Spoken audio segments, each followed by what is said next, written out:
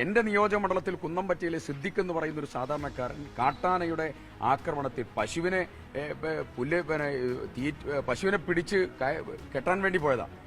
4 റിബ്ബ പൊട്ടിയത്, മൂത്രനാളി പൊട്ടി, മൂത്രസഞ്ചി തകർന്ന് ഗുരുതരാവസ്ഥയിൽ അദ്ദേഹത്തെ ഞാനാണ് മിംസ് ആശുപത്രിയിലേക്ക് കോഴിക്കോടേക്ക് കൊണ്ടുവന്നത്. അദ്ദേഹം രക്ഷപ്പെട്ടു. പക്ഷെ ആ ചികിത്സാ ചെലവ് ഇതുവരെ ഫോറസ്റ്റ് ഡിപ്പാർട്ട്മെന്റ് കൊടുത്തില്ല. ദീനരോധനങ്ങൾ ഉയരുക, തിരിഞ്ഞു നോക്കാൻ ഒരു സർക്കാരും സമീപനവും ഇല്ല. ഞങ്ങൾ ഒരു കാര്യം പറയുന്നു, കേരളത്തിന്റെ മുഖ്യമന്ത്രി വയനാടിന്റെ ജനതയെ കരുതി ഈ വനം മന്ത്രിയെ ദയവ് ചെയ്ത് പുറത്താക്കാൻ നേതൃത്വം കൊടുക്കണം.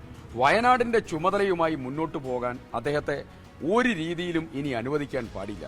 രണ്ടാമത്തെ കാര്യം, മുഖ്യമന്ത്രിയുടെ നേതൃത്വത്തിൽ ഉന്നതതല സംഘം വയനാട്ടിൽ നേരിട്ട് വന്ന് ജനത്തിന്റെ ഭയവും ജനത്തിന്റെ പ്രയാസവും നേരിട്ട് മനസ്സിലാക്കാനും അതിനുള്ള പരിഹാര നടപടികൾക്കും നേതൃത്വം കൊടുക്കണം.